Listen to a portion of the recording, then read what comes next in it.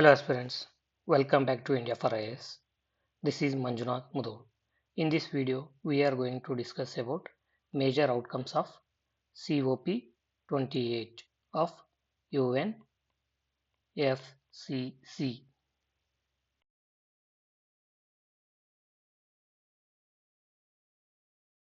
The brief overview of UNFCCC is as follows.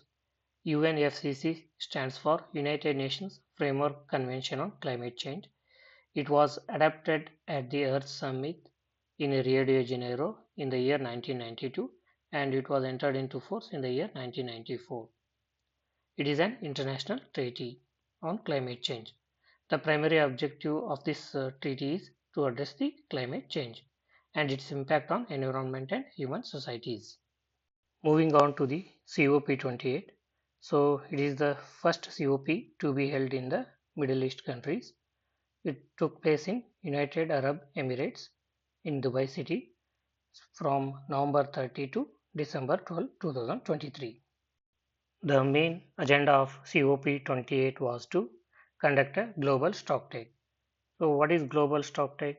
Global stocktake is a comprehensive assessment of global efforts in the fight against climate change. And this global stocktake is mandated by Paris Agreement that happened in the year 2015.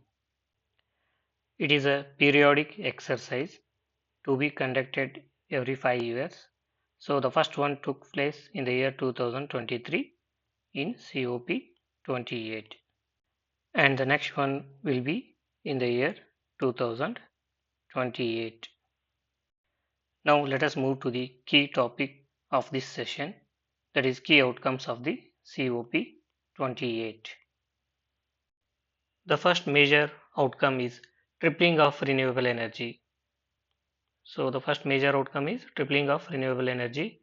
So it is the only outcome contributing to the additional emission reductions between COP28 and 2030. So no other outcomes of the COP28 are aimed at emission reductions. This is a global target. It means the world as a whole should triple the installation of renewable energy.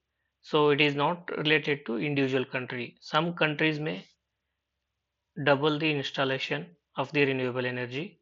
Some country may triple it. Some country may quadruple it. So it depends on individual countries' willingness. But world as a whole should triple the installation of renewable energy by 2030. However, the mechanism to ensure the tripling remains unclear. So there is no mechanism to ensure that tripling of renewable energy is taking place. If this outcome is implemented, then world as a whole can avoid the emission of about 7 billion tons of carbon dioxide equivalent by 2030. So this is the intended benefit of the tripling of renewable energy. The second outcome is phase down of the coal. So it is not phase out, it is a phase down. It is not a phase out. The phase down of the coal was discussed in the Glasgow conference in 2021, which was reiterated in COP28 at Dubai. And the proposal to have a carbon capture and storage faced strong resistance from countries like India, China, and South Africa for new coal-fired power plants.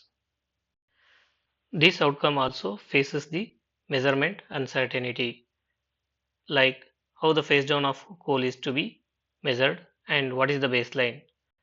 The third major outcome is methane emission cuts. So methane accounts for nearly 25% of the all greenhouse gases emissions, and it is 80 times more potent than carbon dioxide in causing global warming. However, there is no specific targets for methane emission cuts by 2020 to individual countries, but a group of around 100 countries committed to reduce methane emissions by 30% voluntarily. This outcome faced opposition from India, as India is one of the major emitter of methane from agriculture and livestock sector. The fourth major outcome is loss and damage fund. The fourth major outcome is loss and damage fund. The decision to establish loss and damage fund was made in COP27, which happened in Sharm el Sheikh, but it was not operationalized and no financial commitments had been made in COP27. In the COP28, this loss and damage fund had been operationalized, so it secured a total $800 million fund from different countries. Purpose of this fund is to provide financial assistance to those countries which are recovering from climate induced disasters. The fifth major outcome is global goal on adaptation.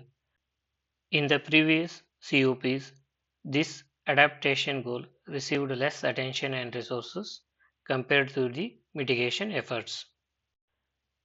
In Glasgow Conference in the year 2021, COP26, a 2-year work program to define global framework for adaptation had been initiated.